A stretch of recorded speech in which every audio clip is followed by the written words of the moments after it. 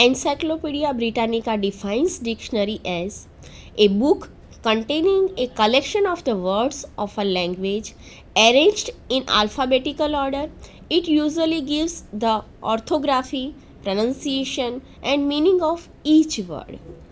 So if you look at this definition, Dr. Kendri, you see that it is a collection of words of a language. That is, every language has its own dictionary, or at least every developed language should have a dictionary, because that is, let's say, the sign that a language is developed or is developing. At least in India, you have various dialects in which we do not have dictionaries. But then, even in England, when you say, initially there were no dictionaries, but then, or even let's say the national language of England was French, and at that time more French words were used. But then once the dictionaries were compiled, and once the words were compiled in those dictionaries, the language, let's say, develops at a vaster pace, because you already have a written record of words and their various meanings as they are used. So here a dictionary is a book containing a collection of words of a language arranged in alphabetical order. All these words are arranged in alphabetical order so that they are easier to locate and find. It usually gives the orthography, pronunciation, and meaning of each word. So it tells you about the spelling, it tells you about the pronunciation, it tells you about the meaning of each of the words in different contexts and different, let's say, circumstances. Because a word may have multiple meanings, a word may have different meanings according to the context. And so a dictionary tells you about all the possible meanings that are there. Dictionaries can tell us spelling of a word, pronunciation of a word, origins of a word. Students have very easily find the meaning of the word when they search in dictionary. Nowadays students are habituated of referring dictionaries. So these are the things that you can find in a dictionary. Generally people use it to find only the meaning, but then spellings can be found if you know the near about spelling, or if you know what the possible spelling of a word is. You could look for that word in the dictionary, and you could find the specific meaning. Again, you can find the pronunciation of a word, which becomes very important. Just let's say in this during the starting of in the very starting of the dictionary, in the initial pages, the symbols of pronunciation, the phonetic pronunciation, are already given, and there is a phonetic transcription after every word, after every spelling, and you know how that word is spelled. So that pronunciation of a word should be looked up in a dictionary. It also tells you about the origin of a word, that is the etymology. That is, if you know the root of a word, you may know the meaning instantly, and that is why it tells you where that word comes from and the various meanings associated with that root word. Dictionaries tells us about meanings of a word, history of a word, part of speech of a word. Okay, so a word may have a meaning or have various meanings, and many a times in today's context, there are so many meanings associated to a word that at least in literature they say that words have no meaning, because they have no particular meaning. No particular meaning in the sense that words may have various meanings or have multiple meanings, and those meanings are defined by the context in which they are used. And that is why a dictionary, a good dictionary, tells you about most of these circumstances and how the meaning of a word changes with its use in different contexts. Again, it tells you about the history of a word as to where or how that word has developed. Just for an example, in Shakespeare's plays, Shakespeare uses the word stomach to, let's say, define or to suggest courage. Today we do not use stomach for courage, but then a word may have a different meaning in, let's say, some other previous time, and as we move ahead in time, new words are included. Let's say various redundant words are excluded, but those redundant words can again find currency and can again come back. Again, it tells you about the part of speech of a word, whether it is used as a noun or a verb or an adjective or an adverb. And this again becomes very important because the same word might have different connotations while it is used as a noun or as a verb. And that is why it again becomes very important that the dictionary tells us about the part of speech of a particular word. Various times the spelling of a word also changes when the part of speech changes. Dictionaries tell us about abbreviation of a word, capitalization of a word, syllable divisions of a word. And all these things become very important. Okay, abbreviations in a sense could be the short form that we use for it. Capitalization of a word tells us that if we should capitalize the spelling or that word or not. Syllable division is very important, at least for pronunciation. That is how a word is pronounced. Every word is formulated with the combination of various syllables, and those syllables tell us about the pronunciation or where we need to stress that word. So the stress of the word, and both these things are included in a good dictionary. It derivates of a word, the root plus any added suffixes. We can see that how to spell any irregular forms of a word, such as plurals or past tenses of verbs. So it tells you about suffixes, it tells you about prefixes, it tells you how that word is derived, and how in various combinations you can, let's say, make, or you can, let's say, create new coinages or new words, in the sense of meaning. That is, if you use un as a prefix before a word, it becomes an antonym, or if you use ess, it becomes a noun. So in that sense, a prefix, a suffix, and various derivatives and roots, they are very important if you need to learn, let's say, a word or a language, or if you need to retain that word and use it in different contexts. Again, it tells you how irregular forms of a word, such as plurals or past tenses of verbs, are spelt, which again becomes very important. Noah Webster, 16th October is celebrated as Dictionary Day to honor the contribution of Noah Webster, the father of modern dictionary. Noah Webster is also regarded as the father of a modern dictionary. Noah Webster was an American, and today we have various variants of the English language. You have the American English, you have the British English, you have the Australian English, the Canadian English, and thankfully even the Indian English to some extent.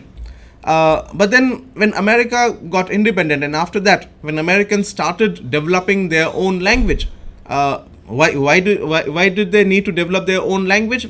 Though they were using English, they needed to develop their own language because the context or the cultural milieu in which America lived was different from the cultural milieu of Europe or from England or other speaking countries of those days. And that is why they needed to find new words to ascribe to, or to denote new meanings, which were a reality in the world they inhabited. And that is why a new dictionary was needed with American words, or with American, let's say, sense of meaning. And today we, let's say, have a standard American usage of word which is different from the standard British use of words. And in that sense, Noah Webster becomes very important because these days, with the advent of computers and technology, we use the American dictionary more often than the British dictionary, and that is why Noah Webster becomes very important.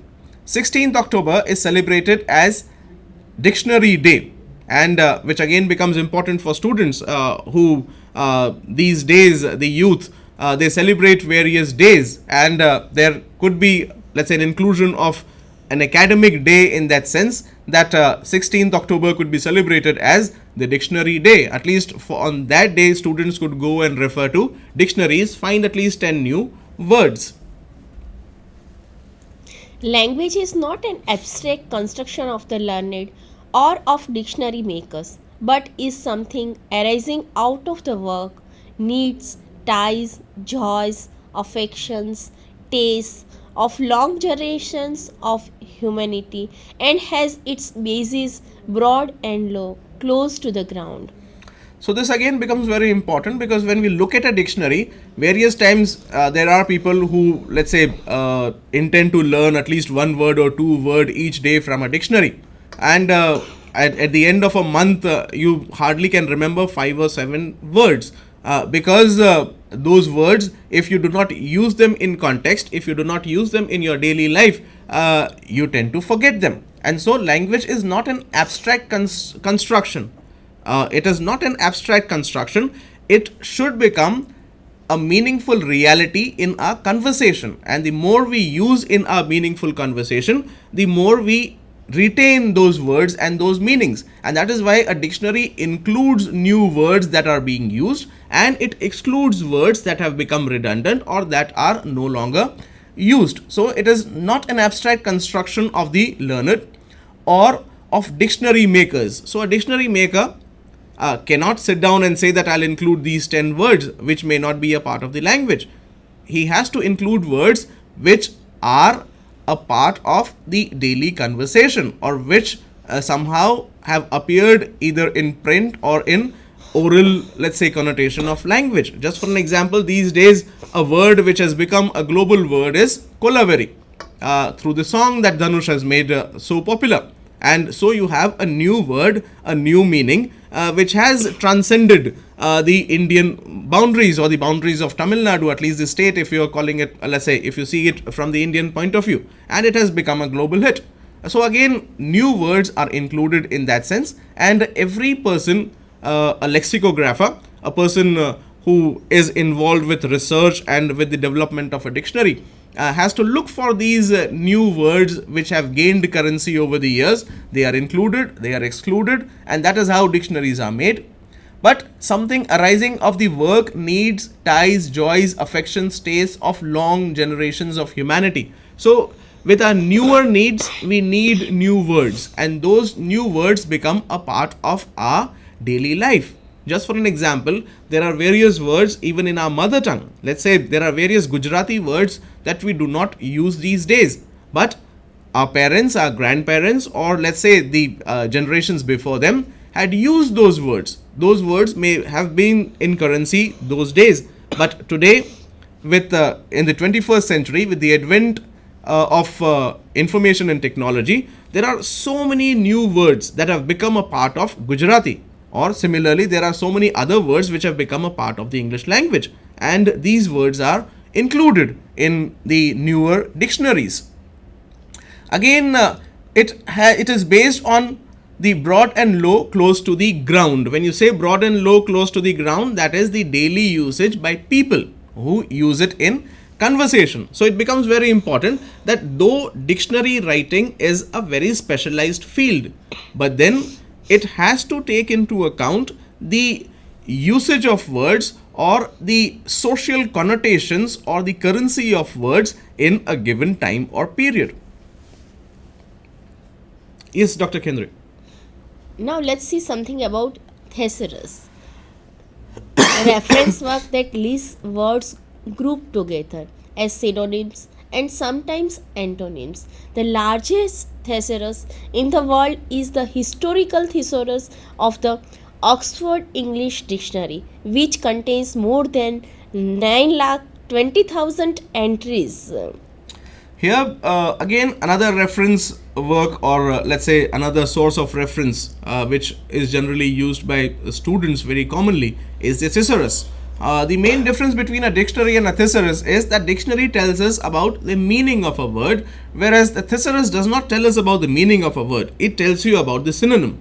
Just for an example, if you have a word to denote or to connote a particular concept or a particular emotion or a particular idea, and if you're looking for its substitutes in other words, so those substitutes can be found in a thesaurus. But then you should know the word that you want to use, and then you could go for the substitutes in a thesaurus. So it is very different from a dictionary.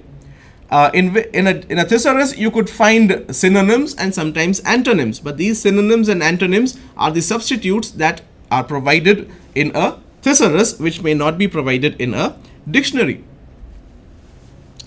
Unlike a dictionary, thesaurus does not usually provide definition. Yes. Unlike a dictionary of synonyms, which is an alphabetical list of related words, a thesaurus is structured around ideas and serves as a treasury of knowledge. Okay, so it's amply clear that here it is arranged in alphabetical, let's say, order, but then it does not talk about word and meaning, but then thesaurus is structured around ideas. So there are ideas that you might look for, let's say, words denoting certain ideas or certain concepts or certain emotions that you already have in your mind, but then you're looking for a better word or a different, let's say, way of saying it, and in that sense it is a treasury of knowledge. First English language thesaurus, the Roget's Thesaurus, was created in 1852 by the UK surgeon Dr. Peter Mark Roget, 1779 to 1869. Now let's discuss something about periodicals. Serial publication, its own distinctive titles, contain a mix of articles, more than one contributor, issued at regular stated intervals, no predetermined conclusion. Periodicals again are a very important source of reference. These periodicals, they are called periodicals because they have a serial publication. When you say a serial publication, that is, each publication is followed by another publication. There is a serial. Okay, there is a series of publications, and these, let's say, periodicals follow each other on that predetermined period of, let's say, publication. That is, you could have periodicals that are published, let's say, fortnightly, or let's say monthly, or quarterly, or half yearly, or yearly, or in that sense. Again, it has its own distinctive title.